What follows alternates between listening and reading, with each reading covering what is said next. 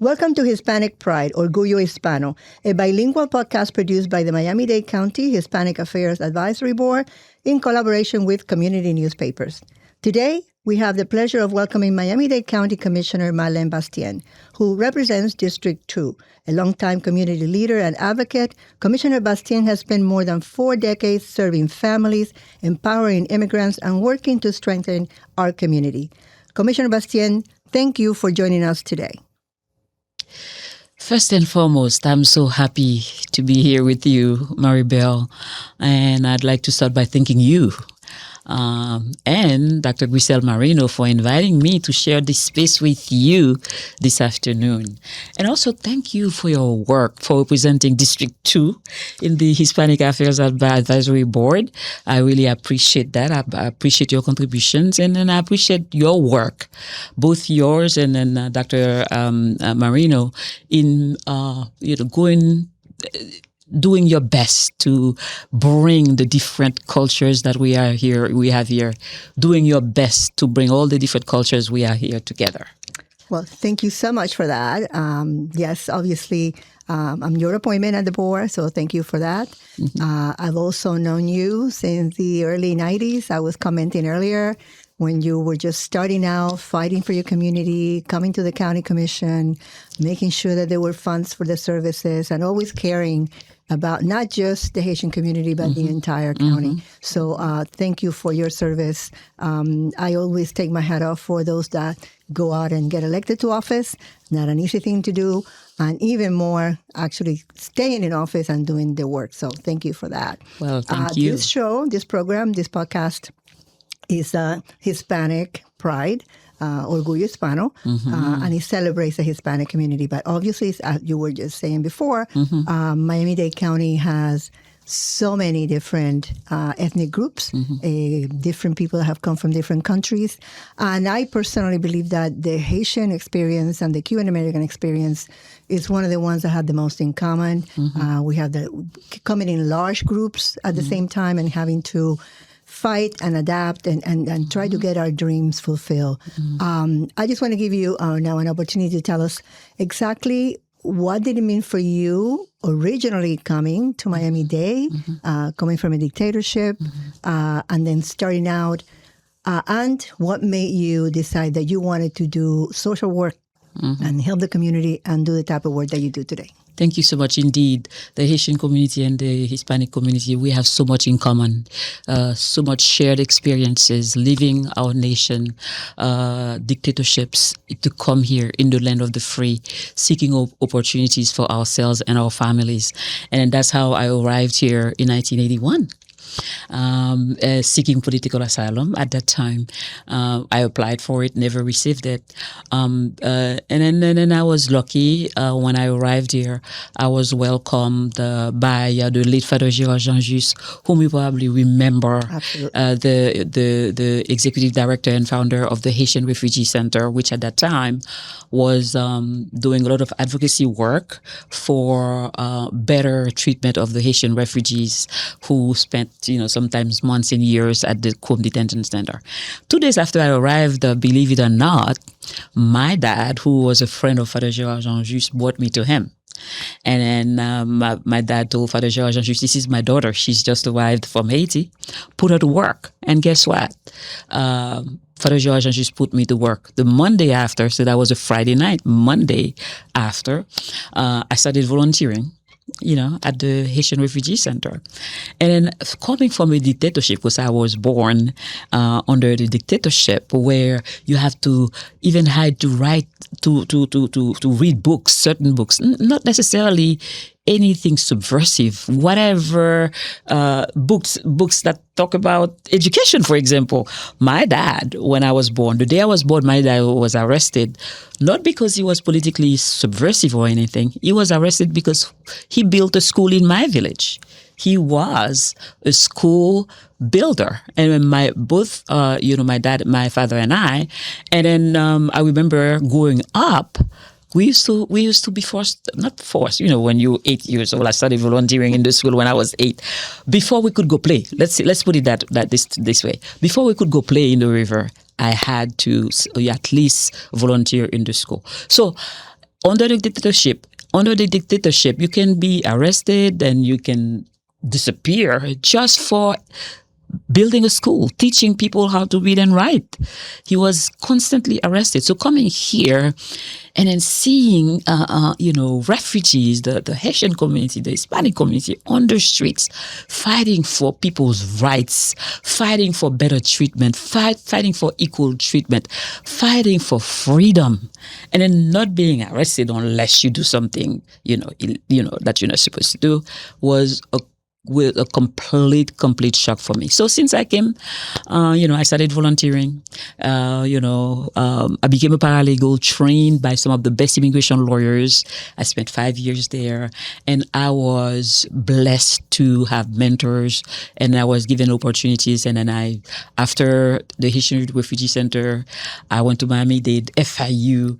Right after graduate school, I was hired by Jackson, and I've been working, taking advantage of the land of the opportunity, and then taking advantage of all the opportunities that afforded me. And I know my story is similar to so many, stories from other people who came here in search of freedom.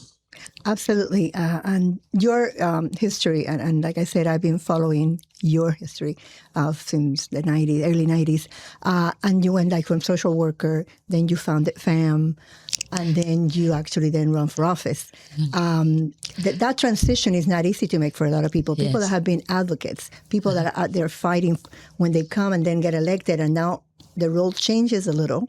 How did you adapt your energy to doing good and helping people, going from the advocacy group to actually being an elected official? Thank you so much. That's a very good question. While I worked at Jackson right after graduate school, right? I'm a licensed mental health professional, and I was hired by Jackson. While I was at Jackson, I realized that what brought people to that the disease was not the most challenging, things that the patients were going through.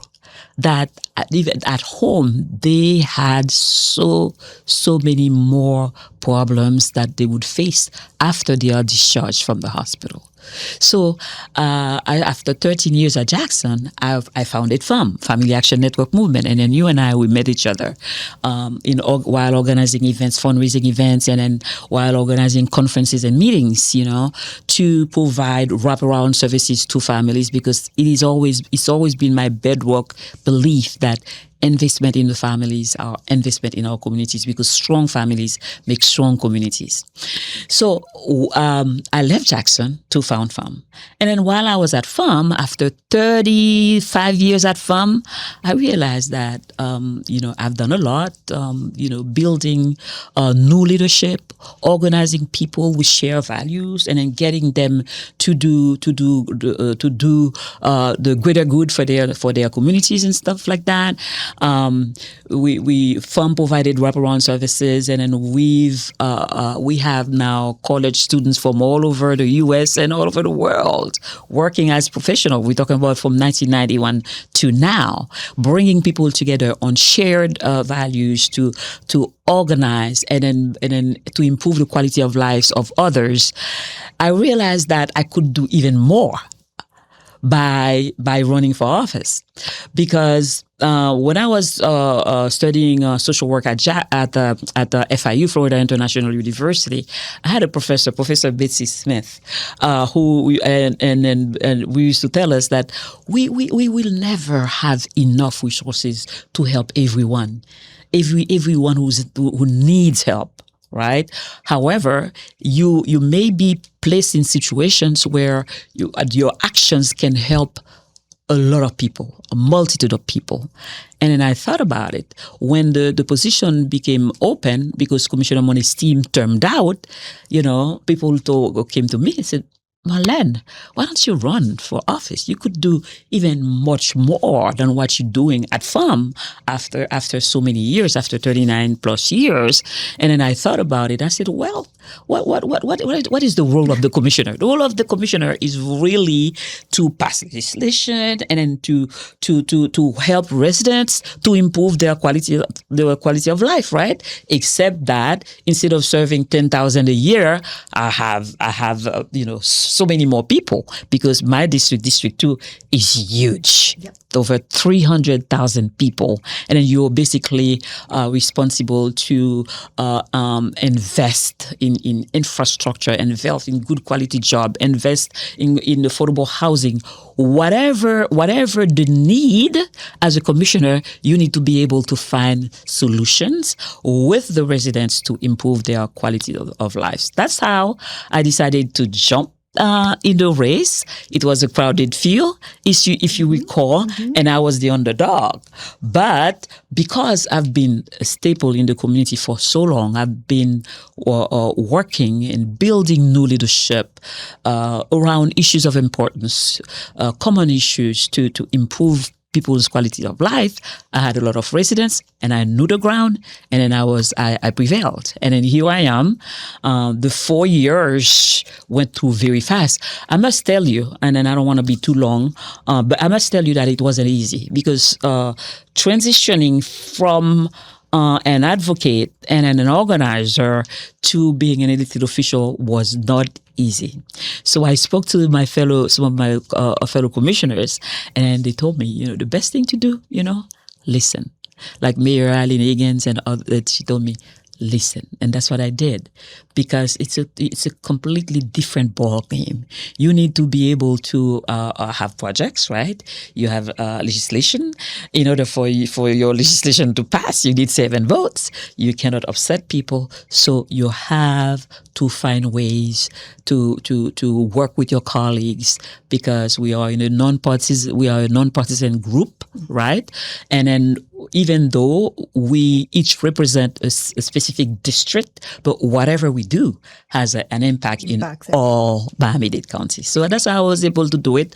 I listened to the residents, just like I've done at FAM. Being an elected official is like a continuation of the work that I've done at FAM from 1991 to 2022. I'm so glad that you said that, because I do remember that, your first days. I used to go to more board meetings than I go now, but I remember you sitting there, just listening, like you're saying very little, which is very important, and that's exactly the way to do it. And also what you said about the opportunity to do much more. I tell people sometimes, even as staff to a commissioner, you can do so much. You can actually get things on the books. You can actually get things to directly help people.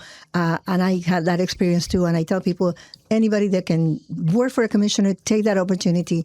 And definitely the way you did it in transferring from the advocacy. It wasn't easy. No, it is that. And sometimes there's some people that never do it. And then they're on the dayas just fighting all the time, not understanding the power they have to just change by changing things. Yes, you need to accomplish. You need to help your district. In order for you to help your district, you need the support of your fellow commissioners, your colleagues, and then you need to be able to have their support. In order to have their support, you need to find ways to get them to understand. And once they understand, and then they'll support you. Absolutely. You have to fight for your district, but there's a way to do it. Yep, keeping those campaign promises. Yes. So they come back and say, hey, you said you were going to do this, and your first 4 years have gone super fast. Here we are. And running into your second term right now, and best of luck to you. Well, thank you so much. Thank you. Something really terrible that happened this week, Commissioner, is the TPS issue. Hi. You are definitely representing the community that right now in Miami-Dade impacted. Across the country is almost 1 million people, actually, between TPS and all the other enforcements that the administration have put through. But here in Miami-Dade, the large impacted community, the Haitian community. Tell us a little bit, but for our audience that may not understand exactly what it means to lose that, and the impacts that not only that in families have had, but the economic impact to our community that this will cause. Thank you so much, Maribel. So temporary protected status, for those who do not know, is awarded to nations that have so many problems. So they are so unstable, so dangerous that their constituents cannot return. And then, for those of you who may not know, TPS was given to Haitians after the earthquake, the 7.0 magnitude earthquake, which killed over 250,000 people. So some people who said, "Oh well, it's time for TPS to end because temporary means temporary." What they don't understand, temporary is temporary in as much as conditions have changed. From the time Haitians got TPS in 2010 to now, conditions have worsened 10 times, to the point that the State Department recently put Haiti at level 4, which is Haiti is considered one of the most dangerous nations in the world today, where no one is safe. Terrorist groups control most of the country. The airport is closed. The airport in Port-au-Prince is closed. None of the infrastructure since the earthquake has been rebuilt. There hasn't been any elected president since the assassination of President Jovenel Moïse. There has not been any new elected president. No one elected in office since then for the past 8 years. So this is a country where there is no rule of law, no elected president. Terrorists are wreaking havoc, killing people, kidnapping people, gang raping women and girls. No one is safe. These terrorist groups do whatever they want. Where I was born, in the Artibonite region, they massacred over 100 people recently. In Pétionville, they killed 60 people 2 weeks ago, including 24 children.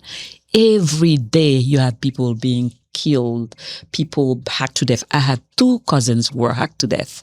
No one is spared. So tell me, how can you deport people who are legal, TPS recipients are the most vetted groups of immigrants in the U.S. Because every year, in order for them to keep their work permit, they have to go through the vetting process. They work. They are our doctors, our neighbors, our teachers, our organizers, our hospitality workers.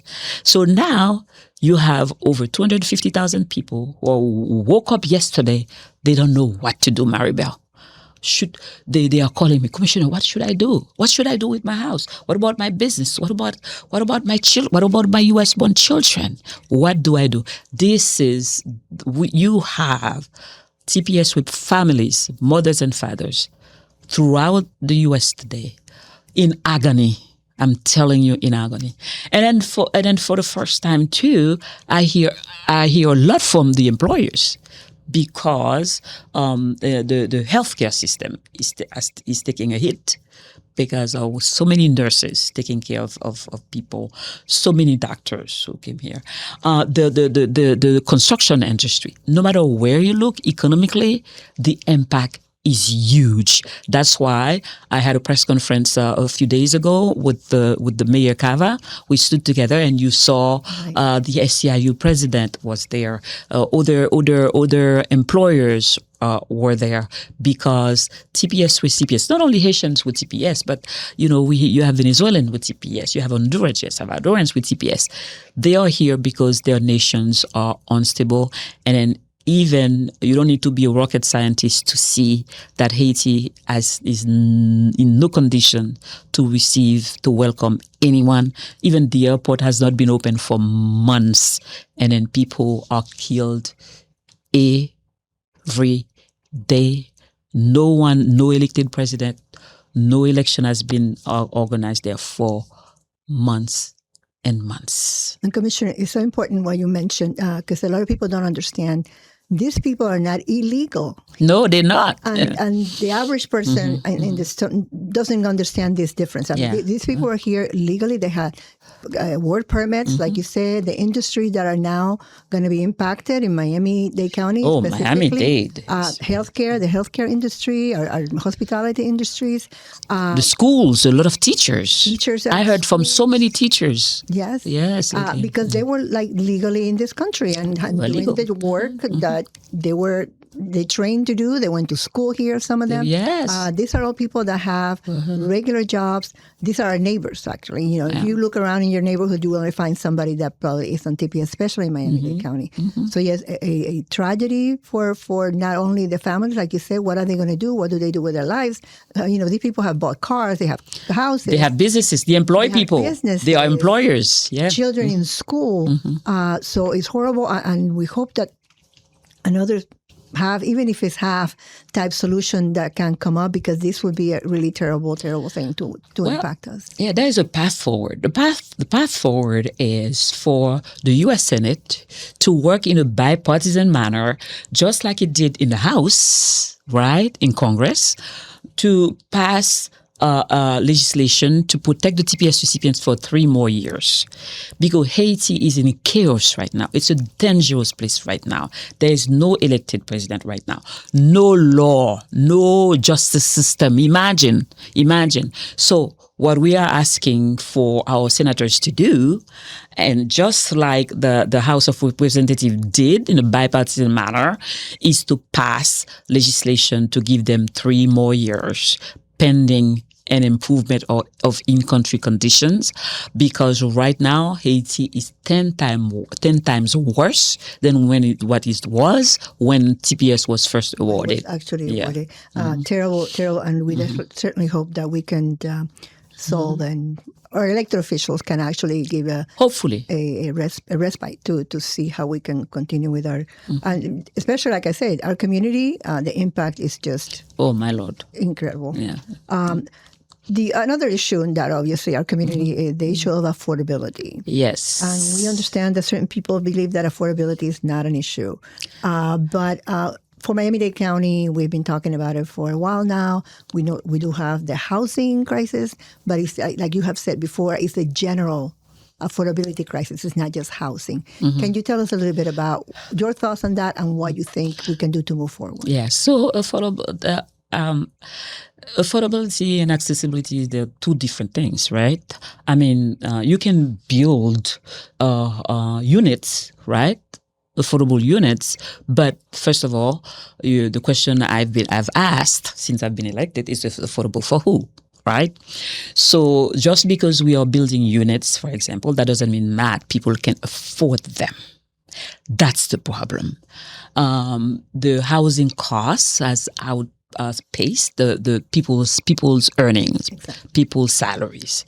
Residents are not earning enough for them to afford housing, to the point that I've seen something very, very strange, where in past years, when we talk about homelessness, right, people who are not able to afford housing, we think of them as being maybe mentally challenged, or no.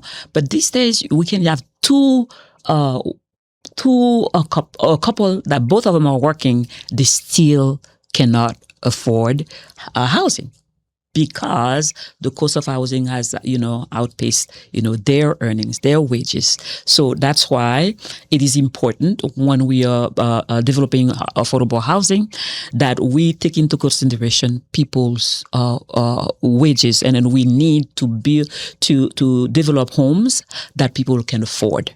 Right? Yes, we need to open for developments to build market rate housing. Right? It is important for people to make money, for developers to make money, but at the same time, development cannot be at the expense of the residents. There has to be a way to protect the residents, because it is unacceptable for our teachers, our firefighters, our nurses to not be able to live where they work. Development will occur no matter what, and then we welcome development. But what we want really in Miami-Dade County, and that's what I've been advocating for, is what I call inclusive and participatory development. The development has to be done with the people in mind, with the residents in mind, because if development is done at the expense of the people, then it's going to be people who will be displaced. People will be displaced, and that's not what we want. We want smart development that take into consideration the people's ability to afford to buy or to rent, but at the same, or those who are homeowners to be able to stay in their home, especially the elderly, those on fixed income. They need to be able to stay in their home. We need to develop with the residents, not without them, because development without the residents is development against them, and we cannot afford that. So Miami is very, very attractive, and it's the capital of the Americas, and we love that. People are coming to enjoy our beautiful spaces, but at the same time, we also need to make sure that the residents are able to partake in these developments and that they are able to stay. Well, and the challenge, again, this week, we learned that Miami is the the most expensive city in the entire country. Most expensive. So more than New York and more than San Francisco. Imagine that. And our wages are nowhere near San Francisco's or New York. So it's making it really, really impossible, especially for young people. Young people that graduate, finish college, and say, I'm going to start my career. They're leaving. They leave, exactly, because there's no way that they can afford to stay here. Wow. And if they stay, they have to stay at home with their parents, which is not really not ideal. Not ideal. Person, right? Not ideal. So that was another interesting news that we got this week about the fact that we are the most expensive. Number one.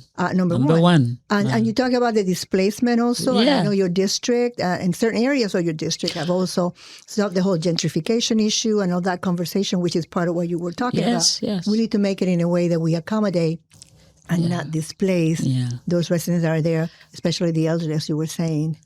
Exactly. We have to include the residents in the dialogue, right? We need them to be involved, because if we don't, then what's going to happen?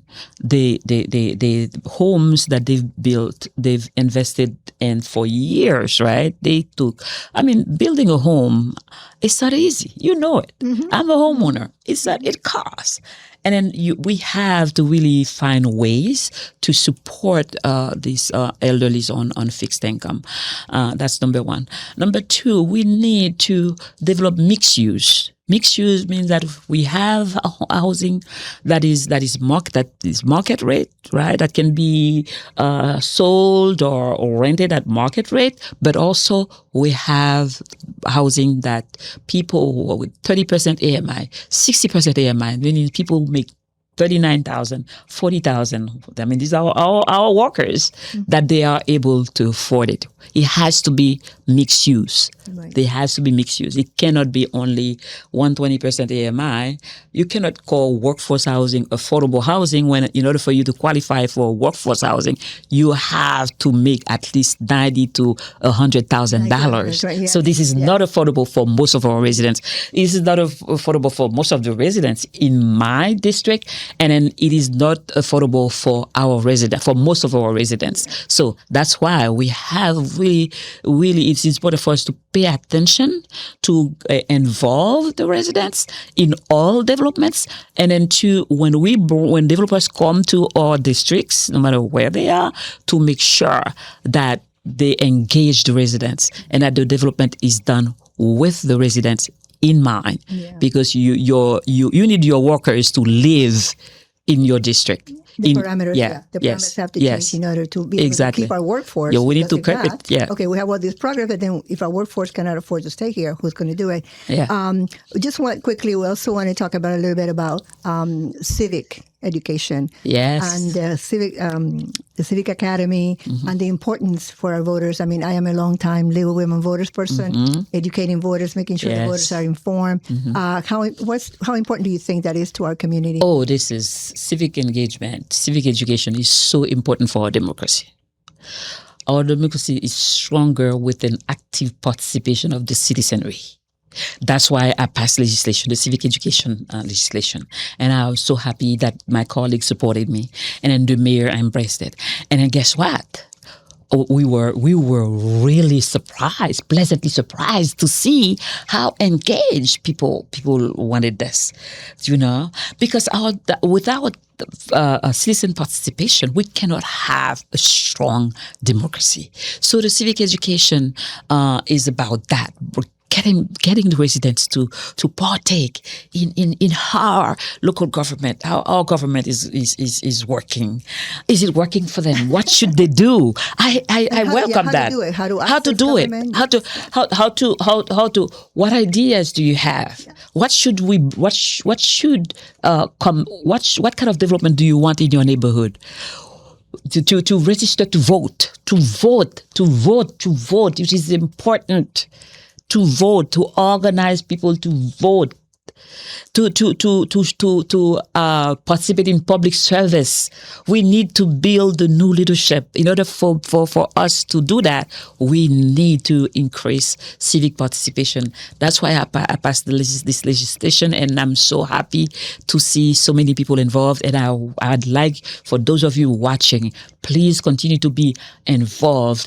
Keep the feet of your elected officials in the fire. Keep them grounded. Your participation will keep them grounded. Well, thank you so much. And that's going to be your last message to your constituency and to the rest of Miami-Dade County. And thank you so much for joining us today on this Hispanic Pride. Thank you, Maribel. Thank you, Dr. Grisel Marino. And then thank you to all watching. Thank you so much. And thank you, our viewers, for joining us on Hispanic Pride, Orgullo Hispano. Follow us on Hispanic MDC on Instagram, Facebook, and X, and subscribe to Advocacy MDC on YouTube. We'll see you next time.